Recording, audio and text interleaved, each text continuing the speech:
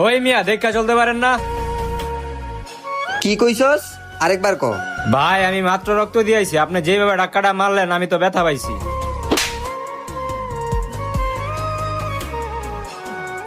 ফকির নির্পুত, আমি তোরে টাকা দিছি নাকি তুই আমার টাকা দিছস? ভাই আপনি তো ধরে ডাক্কাটা দিলেন। আমি তোরে টাকা দিছি না। আজকে খালি সময় না দেখে তোরে কিছু কইলাম না। যা বেটা।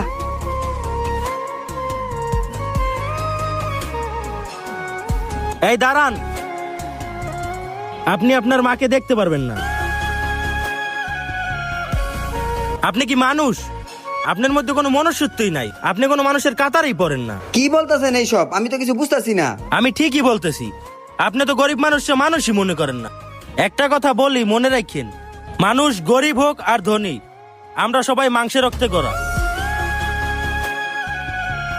আপনি যাকে থাপ্পড় দিছেন তার ব্যাপারে আপনি কিছু জানেন? জানি, হ্যাঁ একটা ফালতু লোক, একটা রিস্কাওয়ালা হয়। হ্যাঁ লেগে আপনি আমার আটকে রাখছেন। সরেন, আমার মারে গিয়ে আমার দেখতে দেন। কিভাবে দেখবেন? আপনার মা তো রক্তের অভাবে মারা গেছে। আপনারে আমি বলছিলাম রক্ত জোগাড় করতে, আপনি কি ওইটা পারছেন? কি কইতেছেন ডাক্তার? আমার মা মারা গেছে? আমি তো অনেকখানে রক্তের লেগে দেখছি, কোথাও রক্ত পাই নাই। আপনি আমার লগে মজা করতেছেন তাই না? হ্যাঁ, আমি মিথ্যা কথাই বলছি। আর এই মিথ্যা কথা শুনলে আপনার চোখে পানি চলে আসছে। এটা যদি সত্যি হইতো। তার মানে আমার মা মারা যায় নাই?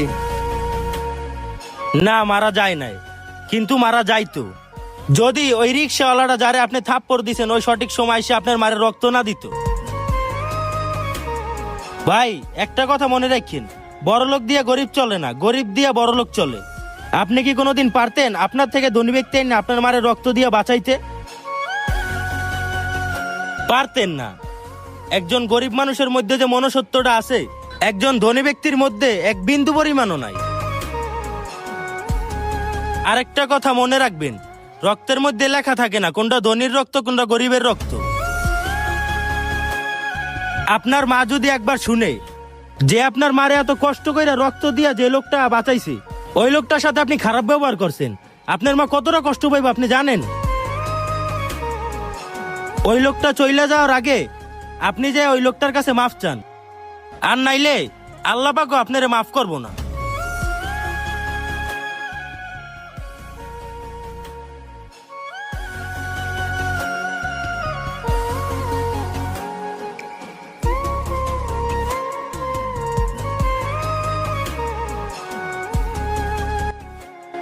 কি পান নাই?